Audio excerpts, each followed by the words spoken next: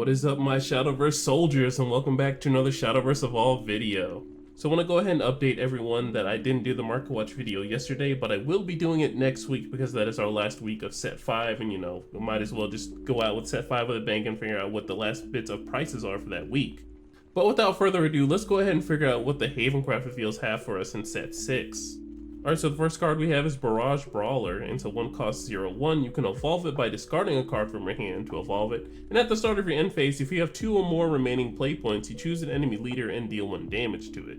So it seems like you're going to be playing this card in the late game, or you're going to be using it with a combination of the Heavenly Riposte cards, where you're able to recover 2 play points or leave play points over, and then carry over into the next turn to be getting some effects.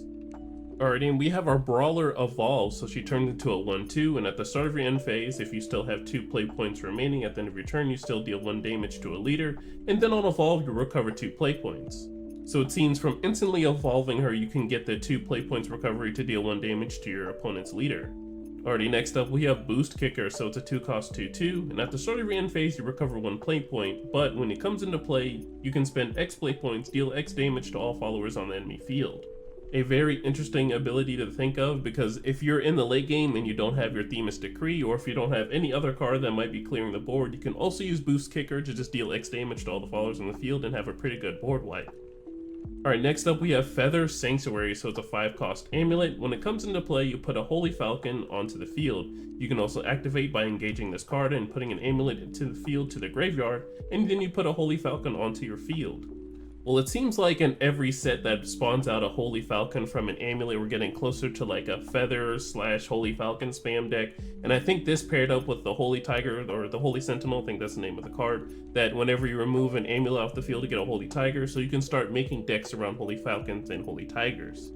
Alrighty, next up we have Focus, so it's a 0 cost quick spell, so quick. This card can't be played on your turn. If you have 2 or more play points remaining, add 1 to your leader's health and then draw a card. So I can already think of some crazy concoctions going on with this card, so paired up nicely with the 1 cost card that's able to evolve for free and recovering 2 play points. So if your opponent doesn't do anything interactive or reactive or anything that you're too scared of, you can use this at the end of your turn to go ahead and heal 1 and draw a card, get that extra card in your hand. But I feel like this card might be paired up very nicely with Globe of the Starways, because you need 2 play points to do the end of effect quick spell. So you do this first, and then you do the Globe of the Starways, so you can draw 2 and then heal 2. Alright, moving on, we have Gravity Grappler, so he's a 3 cost 3/3, and at the start of your end phase, if you have 2 or more remaining play points, you put a Mystic Artifact onto the field.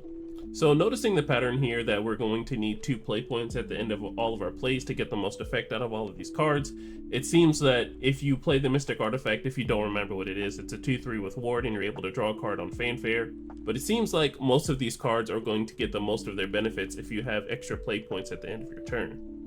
Alright, so we have Holy Counterattack, so it's a 1 cost quick spell, so quick. This card can't be played on your turn. You choose a follower in the engaged state from the enemy field, deal 2 damage to it, and if there is a follower with Ward on your field, deal 4 damage instead. So this card actually pairs up pretty nicely with Gravity Grappler, so you play Gravity Grappler, you keep those 2 play points open at the end of your turn, you can use them for the quick spells on the opponent's turn, and now you have the Mystic Artifact that has Ward, and you'll be able to spend 1 to deal 4 damage to something on your opponent's field as soon as they swing. Alrighty, and we have Holy Lancer, so she's a 5 cost 3/4, she has Ward, you can evolve her for 1, but when she comes into play, if there's another follower with Ward on your field, you choose a follower from the enemy field and deal 3 damage to it. So a pretty cute ability to deal 3 damage to another follower as long as you have another Ward on the field, if you're able to keep it on the field, that is. So let's go ahead and see what this evolve does. Alright, looking at the Lancer evolve, so she turns into a 4/5, so her on evolve effect is you choose a follower from the enemy field and then deal 4 damage to it. So not only are you able to deal 3 damage on the unevolved effect while having another Ward on the field, you get to evolve her, and then if that follower does persist and still has some extra damage left over, which they should if you're playing her for 5 play points, then you're able to do a total of 7 damage to total to 1 enemy follower.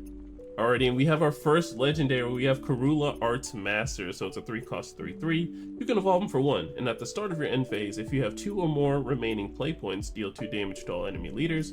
If you have 4 or more remaining play points, draw a card. If you have 6 or more remaining play points, choose a follower on the enemy field and destroy it.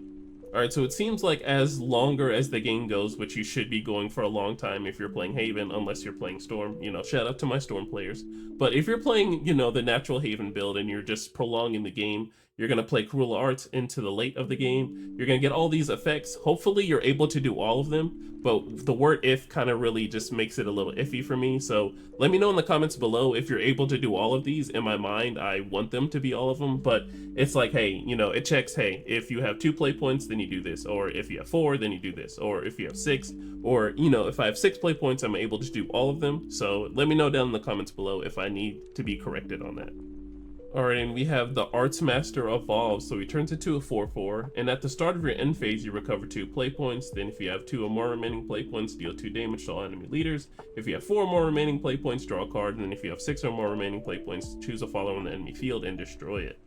So it seems like in the order of how things go, if you want to evolve him to make sure he tries to survive, you can make him have a bigger stat line, but at the end of your turn you're able to recover those play points and then, you know, at least being able to do the first ability.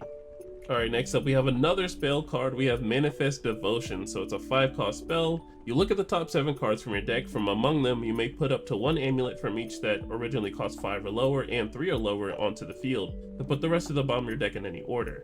Alright, so the first card I instantly thought of when thinking of this card was Kaguya. So Kaguya is definitely going to go absolutely nutty with this card. So you play Kaguya. If she manages to survive, which, you know, hopefully she does since she's pretty beefy. So you get into the next turn, you play this card, you're going to be playing 2 amulets. You're going to be dealing damage to the field for whatever amulets you play, that being 5 or lower or 3 or lower, and then you're going to be getting the effects of these cards too. Alright, moving on, we have Phantom Blade Wielder. So she's a 2-cost 2/2. You can evolve her for 1, and at the start of your end phase, if you have 2 or more remaining play points, you choose a follower on the enemy field and deal 2 damage to it. So a pretty nice card in response to aggro decks that are playing those small bodies, and then if you pair this up with the 1-cost follower and then you follow up with her, you get those 2 play points back, so the card is essentially free. Alright, and we have the Wielder Evolve, so she turns into a 3/3, and at the start of your end phase, it still has the ability if you have 2 or more remaining play points, you choose a follower in the enemy field and deal 2 damage to it. But when you evolve her, you choose a follower from the enemy field and then deal another 2 damage to it.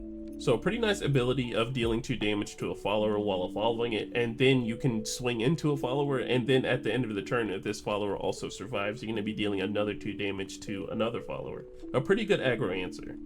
Alright, and moving on, we have Saintly Leader. So it's a 3-cost 2/4, it has Ward.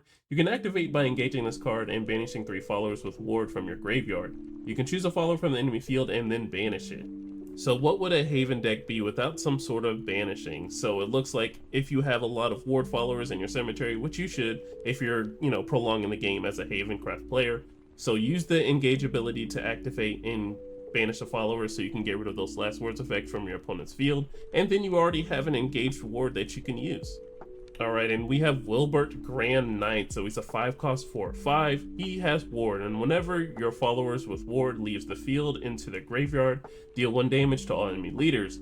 Then fanfare, when you come into play, you look at the top 5 cards of your deck. From among them, you may put a follower with a rune of cost of 5 or less with Ward that has a different name than this card onto the field, and then you put the rest of the bottom of your deck in any order.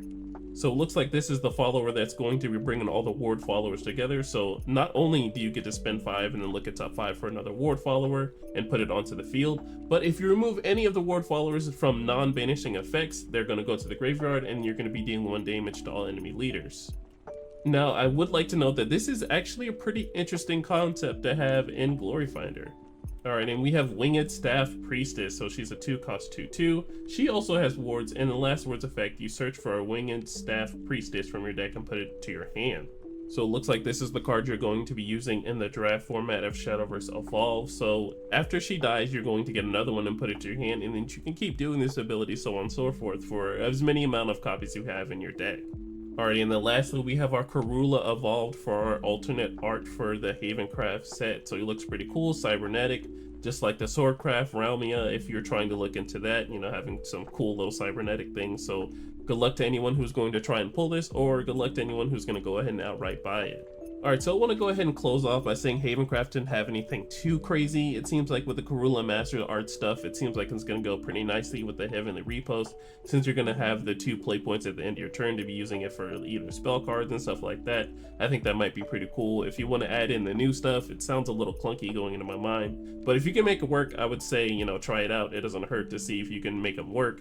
But going on with the ward stuff, it seems like, you know, we don't have anything too crazy in terms of ward, unless I'm missing a ward follower that I'm not paying attention to. But there are some cards that are really help out some other decks going on forward. But I'm hoping that you guys can come up with a nice little brew for Havencraft to, put Havencraft on some serious mapping.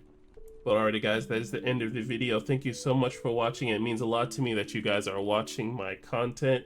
But make sure you're safe in whatever you do tonight, and make sure you're safe whatever you do for the rest of the year. Make sure to like, comment, and subscribe, and I will see you guys in the next one. Bye. Yeah. TRINN. Just to get you away. What I got to do, what I got to do.